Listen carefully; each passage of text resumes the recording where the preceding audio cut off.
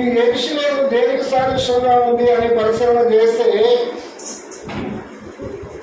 ఈ లోక సంబంధంగా కాకుండా పర సంబంధంగా ఆత్మీయార్థంగా ఈ యొక్క యెరూషలేము దేనికి సాదృశ్యంగా ఉందంటే పరలోకములకు సాదృశ్యంగా ఉంది, పరములకు సాదృశ్యంగా ఉంది.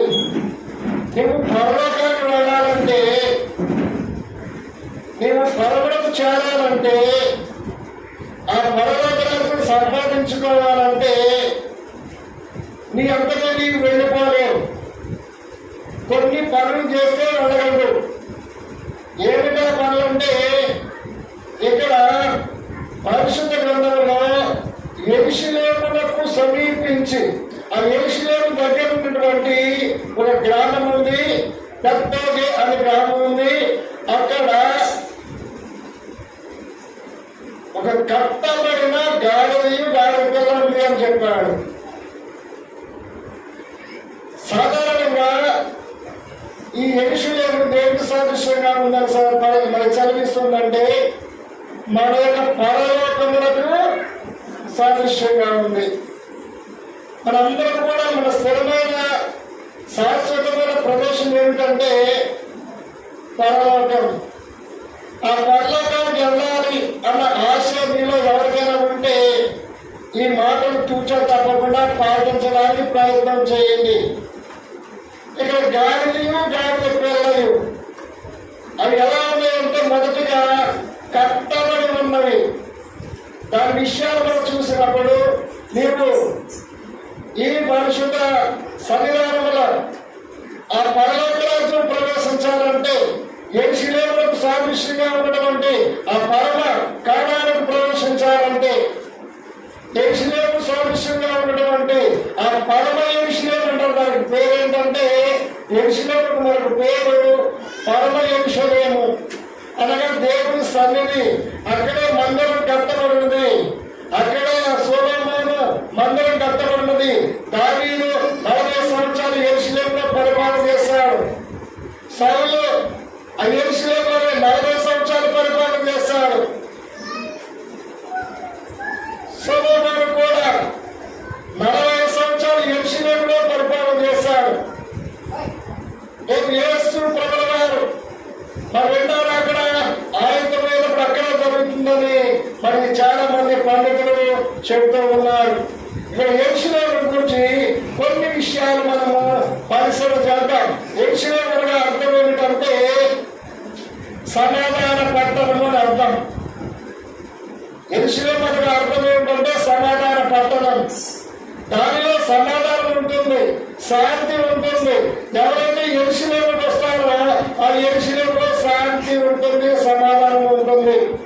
రెండవదిగా యెరూషలేము అనగా అర్థం ఏమిటంటే సమాధాన స్వాస్థ్యం, సమాధానానికి ఆస్తి, సమాధానం దొరుకుతుంది. ఇప్పుడు సాధారణంగా మనం మన గృహాల నుండి ఎక్కడికి వచ్చాం? మందిరానికి వచ్చాం. ఈ మందిరం దేనికి సాదృశ్యం అంటే యెరూషలేము సాదృశ్యం. ఈ మందిరం దేనికి సాదృశ్యం అంటే ఆ 40 యెరూషలేము సాదృశ్యం. ఇక్కడ ఈ మందిరంలో ఏముంటాయి? సమాధానం ఉంటుంది. ఈ మందిరంలో ఏముంటుంది? సత్యం ఉంటుంది. ఈ మందిరంలో ఏముంటుంది? సంతోషం ఉంటుంది. ఈ మందిరంలో ఏముంటుంది? సంతోషం ఉంటుంది, సత్యం ఉంటుంది, ఐక్యం ఉంటుంది, సంతోషం ఉంటుంది, సమాధానం ఉంటుంది. ఎక్కడ ఉంటుంది? మందిరంలో. అనగా నీ గృహ నుండి ఎప్పుడైతే నీ మందిరానికి వచ్చావో ఇది దేవునికి ఉదాహరణగా చెప్పచ్చు అంటే యెరూషలేముకు ఉదాహరణగా చెప్పచ్చు. మరి యెరూషలేము ఏం చేయాలి? మనము వాక్యం చదువుతాం. చూడండి పరిశుద్ధ గ్రంథంలో 122వ కీర్తన 122వ కీర్తన 6వ మాట. యెరూషలేము యొక్క క్షేమము కొరకు ప్రార్థన చేయుడి. యెరూషలేమా నిన్ను ప్రేమించువారు వర్ధిల్లుదురు. చూసారా? యెరూషలేమును ప్రేమించువారు వర్ధిల్లుదురు. యెరూషలేము అనగా దేవుని పట్టణం, యెరూషలేము అనగా దేవుని మందిరం. దేవుని మందిరం మనం ఏం చేయాలంటే ప్రేమించాలి. నువ్వు ఎప్పుడైతే మందిరాన్ని ప్రేమిస్తావో ఆ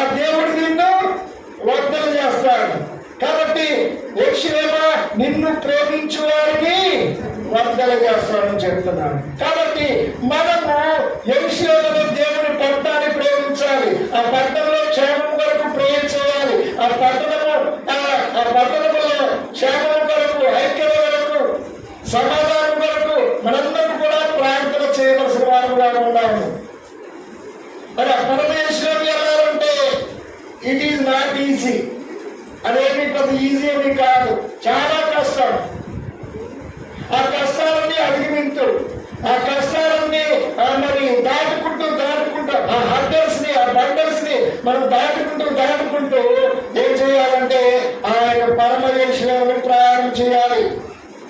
ఇంకో విషయం తెలుసా, ఐగుప్తు నుండి కానాను దేశం వెళ్ళాలని ఎంతమంది ప్రయత్నం చేశారు, ఎంతమంది ప్రయాణం చేస్తారో తెలుసా, ఎంతమంది స్టార్ట్ చేస్తారో తెలుసా?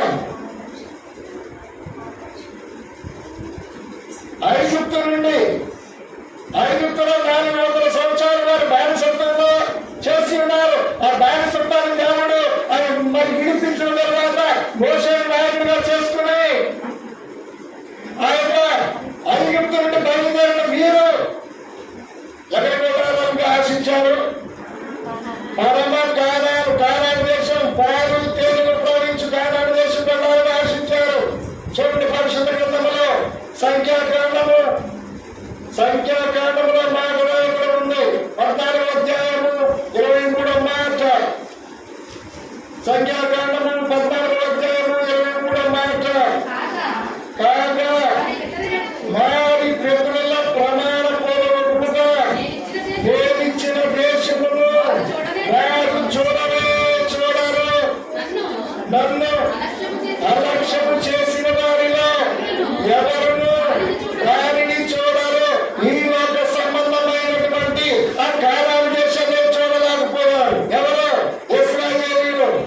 ఆ ఇశ్రాయేలీయులు ఈ లోక సంబంధమైన కానాను దేశాన్ని చూడలేకపోయారు, కానాను దేశంలో ప్రవేశించలేకపోయారు. కేవలం ఈ లోక సంబంధమైన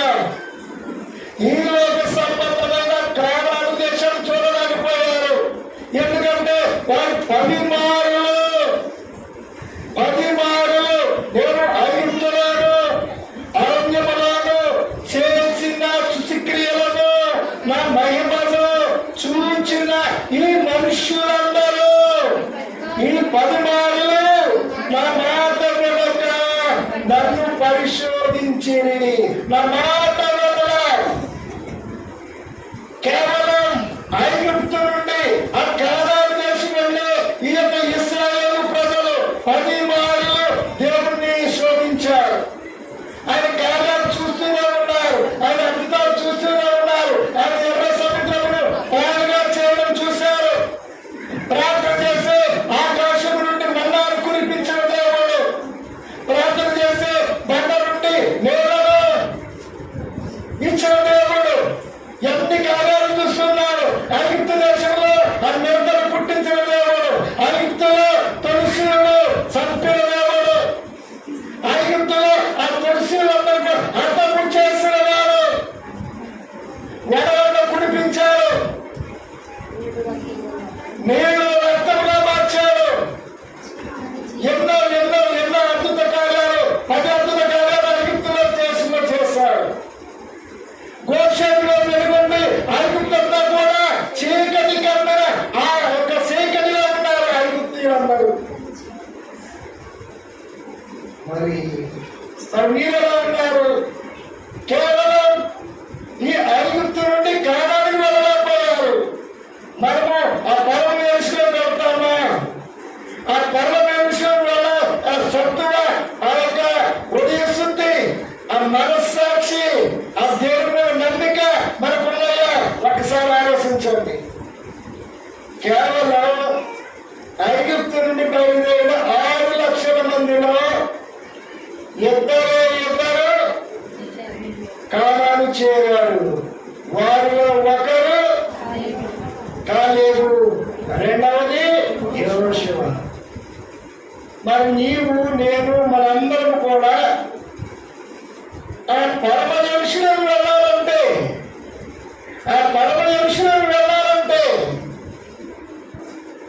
ఎంత సహనం ఉండాలి, ఎంత ఓర్పు ఉండాలి, ఎంత నెమ్మది ఉండాలి, ఎంత పరిశుద్ధత కలిగి ఉన్నాము, ఎంత పవిత్రత కలిగి ఉన్నాము, ఎంత ప్రైవ్నెస్ కలిగి ఉన్నాము. ఒక్కసారి పరిశీలన చేద్దాం. ఈ రోజున ఈ ప్రయాణం అలనాడు ఐగుప్తు నుండి కానాను ప్రయాణం, ఈ రోజు ఈ ప్రయాణం ఎక్కడ నుండి పరమ యెరూషలేము ప్రయాణం, అనగా మీ ఇంటి దగ్గర నుండి ఈ యెరూషలేము దీని మధ్య ప్రయాణం. ఈ ప్రయాణంలో ఎన్ని ఉన్నాయో, ఏమేమి నీవు అధిగమించాలో ఒకసారి పరిశీలన చేద్దాం. ఇంకొక మాట కూడా చదువుదాం. యెరూషలేము గురించి ఒక మాట చదువుదాం. కీర్తనల గ్రంథం 137వ కీర్తన 6వ మాట. 137వ కీర్తన 137వ కీర్తన 6వ మాట చదువుకుందాం. నేను యెరూషలేమును హెచ్చుగా ఎంచని ఎడల నా నాలుక నా అంగిటికి అంటుకొనుగాక. యెరూషలేమును ఎలా ఎంచాలి? హెచ్చుగా ఎంచాలి. యెరూషలేమును ఎలా ఎంచాలి? హెచ్చుగా ఎంచాలి. అనగా నీకు మందిరం ఎలా ఉంచాలి? హెచ్చుగా ఉంచాలి. హెచ్చుగా ఎంచుతున్నావా, ఎంచడం లేదా? నా యొక్క నాలుక నా అంగిటిని అంటే అర్థం ఏంటి? యెరూషలేమును మనం హెచ్చుగా ఎంచకపోతే, యెరూషలేమును పొగడకపోతే ఆ దేవుని పట్టాలి మనము కూర్చి ప్రేమ చేయకపోతే, ఆ దేవుని పట్టాలి మనం హెచ్చరించకపోతే, మన నాలుక మన అంగిటిని అడ్డుకుంటుంది. అంటే మనం ఎలా ఉంటామంటే, నాలుక ఎప్పుడు అంగిటిలో ముట్టుకుంటుంది? చనిపోయినప్పుడే ఈ నాలుక అంగిటిని అంటుకుంటుంది. ఇప్పుడు అంటుకోదు కాబట్టి చనిపోయే స్థితిలో ఉంటాం. కాబట్టి యెరూషలేమును ఏం చేయాలంటే హెచ్చించాలి. ఇంకో మాట కూడా చూద్దారా? ఎక్కడి నుంచి డైలీ మీ యొక్క అనుదిన ప్రార్థనలో యెరూషలేము యొక్క క్షేమం కొరకు ప్రేమ చేయాలి.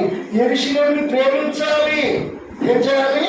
యెరూషలేమును ప్రేమించాలి. యెషయా గ్రంథంలో మాట విధంగా 147వ కీర్తన 2వ మాట 3వ మాట చదువుకుందాం. యెహోవాయే యెరూషలేమును కట్టువాడు. యెహోవాయే యెరూషలేమును కట్టువాడు. చెదిరిన ఇశ్రాయేలీయులను పోగు చేయువాడు. గుండె చెదిరిన వారిని ఆ వారి గాయములు కట్టువాడు. యెరూషలేము యెహోవాయే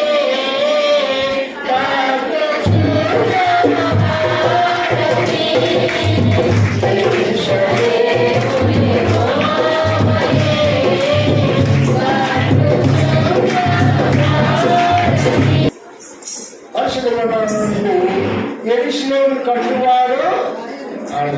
ఇప్పుడు యెరూషలేము ప్రాణంలో ఉన్న ఈ యెరూషలేము ప్రాణంలో మనందరూ ఎలాంటి వారము? మన దేవుడు సాదృశ్యంగా మన దేవుడు భావించున్నాడు. కొన్ని మాటలు పరిశుద్ధ గ్రంథంలో నుండి నేర్చుకుందాం. మరి ఎవరైతే ఈ లక్షణాలు కలిగి ఉంటారో వారి మధ్యలో ప్రయాణం చేసేవారుగా ఉంటారు. మొదటి మాట చదువుదాం. మొదటి మాట లూకాసు వార్త 19వ అధ్యాయము 30వ మాట.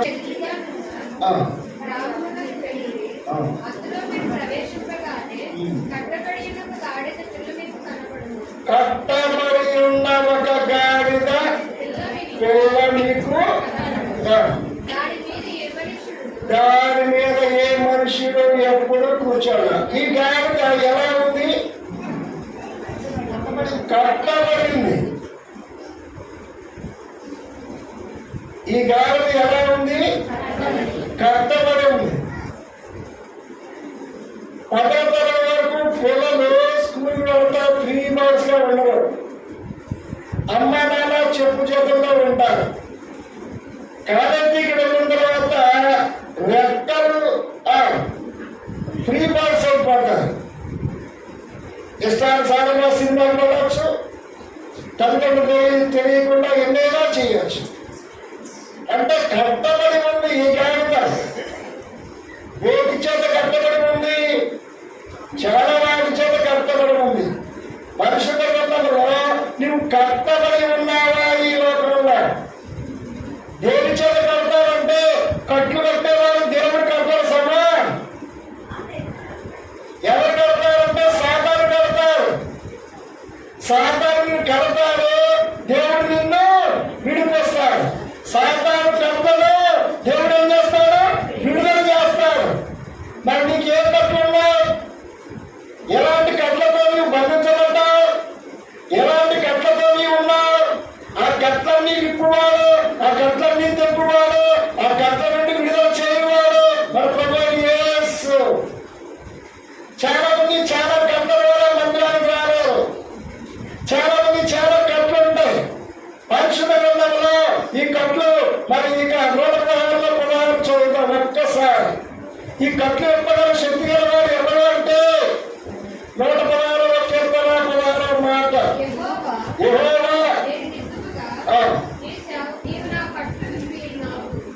ఈ మాట చూడండి, నీవు నా కట్లు కట్టగల శక్తి ఎవరుంది? సాతానుకు ఉంది. విడిపింపగల శక్తి ఎవరికి ఉంది? దేవుడు స్తోత్రం. హల్లెలూయా. మరి ఏ కట్లలో కట్టి బంధించబడ్డావు? చాలా కట్లు బంధాలు రాకముందు చాలా కట్లు కడతారు. చాలా మంది చాలా రకాలుగా శోధిస్తారు. చాలా మంది చాలా రకాలుగా బాధిస్తారు. చాలా మంది చాలా రకాలుగా గాయపరుస్తారు. ఆ బంధాలు పెడుతున్నావా? అన్నింటిలో ద్వేషిస్తూ ఉంటారు. చిన్న చూపు చూస్తూ ఉంటారు. చిన్న చూపు చూస్తూ ఉంటారు. నీవంటే చిన్న చూపు, నీవంటే అభద్రతా భావము, నీవంటే ఒక రకంగా మరి వారు ఎలా చూస్తారంటే వేస్ట్, అసహ్యంగా చూస్తాడు ఈ లోకంలో. కానీ పరమదేవుడు నిన్ను నన్ను మనందరినీ కూడా ఏర్పాటు చేసుకున్నాడు. మనందరికీ కూడా గాలికి సాదృశ్యమైన మనుషులుగా ఉన్నాము. ఆ గాలికి సాదృశ్యమైన మనుషులుగా ఉన్నాము. కాబట్టి ఈ యొక్క పరమ యెరూషలేములో మనం వచ్చేటప్పుడు మరి కట్లన్నీ కూడా ఎవరు వినిపించారు? దేవుడే వినిపిస్తాడు. కాబట్టి కట్లు విప్పారు కాబట్టి మన బంధాన్ని రాగలిగాం. ఈ కట్లను విప్పారు కాబట్టి మనలో కూర్చోగలిగాం. ఓ చిన్న మాట చెప్తాను, జాగ్రత్తగా వినండి. ఆదివారం దేవుడే. ఆదివారం 2 గంటలు మిగతా పనులు చేసుకో, పొద్దున చేసుకో, వ్యాపారం చేస్తా, ఉద్యోగం చేస్తా, వ్యవసాయం చేసుకుని చేసుకో. ఆదివారం 9:30 టు 11 దేవుని సన్నిధి. ఆ మధ్యలో కూడా ట్రై చేసుకో, ప్రార్థన చేసుకో. అయిపోయిన మళ్ళీ వ్యాపారం చేసుకోండి, మళ్ళీ ఉద్యోగాలు చేసుకోండి, మళ్ళీ పనులు చేసుకోండి. ఎవరైనా అధ్యక్షుడు పడ్డాడు. కానీ ఆదివారం దేవుంది కాబట్టి ఆ 2 గంటలైనా గంటైనా దేవుని మతానికి ఇస్తే దేవుడికి ఆశీర్వాదాలు చూస్తాం, దేవుడి యొక్క దీవెనలు చూస్తాం. కాబట్టి యెరూషలేమును మనం ఎప్పుడు విడిచిపెట్టకుండా ఉందుముగాక. ఆమేన్. వ్యాపారంలో కట్టుందా? వ్యాపారంలో కట్టు కడతారు ఎవరు? కట్టేవాడు సాతాను. ఈ యొక్క రైతుకి ఏ కట్టు కట్టాడు? వ్యాపారం అనే కట్టు కట్టాడు. కానీ ఆ కట్టు విడిపించిన వాడు దేవుడు. కాబట్టి కట్లు కట్టుకుంటే అది మంచిది కాదు.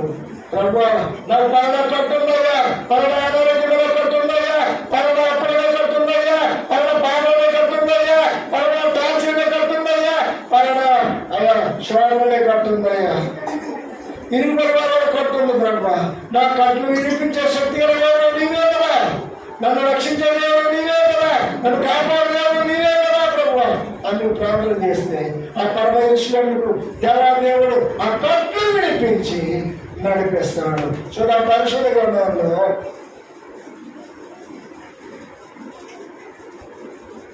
ఈ కట్లు ఎక్కడ కడతారు? ఎవరు కడతారు? ఏదైనా జైల్లోకి వెళ్ళాడు అనుకోండి, చేతికి ఏం చేస్తారు? సంకీర్ణ వేస్తారు, కాళ్ళకి సంకీర్ణ వేస్తారు. మనం ఏదైనా కోల్డ్ కానీ ఏడు తెచ్చామనుకోండి, దేని కడతామమ్మా? చెప్పండి. మామిడి కడతాం. ఒక గేదె కొనుక్కున్నాం అనుకోండి, పాలు కడతారా?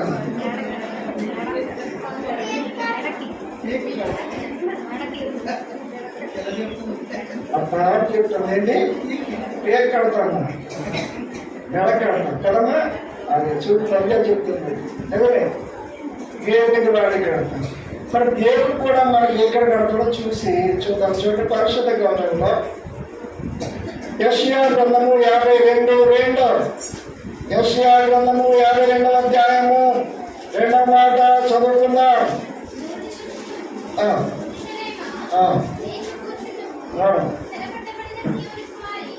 చెర పట్టబడిన 52 అమ్మా చూడండి. సియోను కుమారి నీ మెడకట్లు విప్పి ఎక్కడ కడతాడు దేవుడు? అంటే సాతాను ఎక్కడ కడతాడు?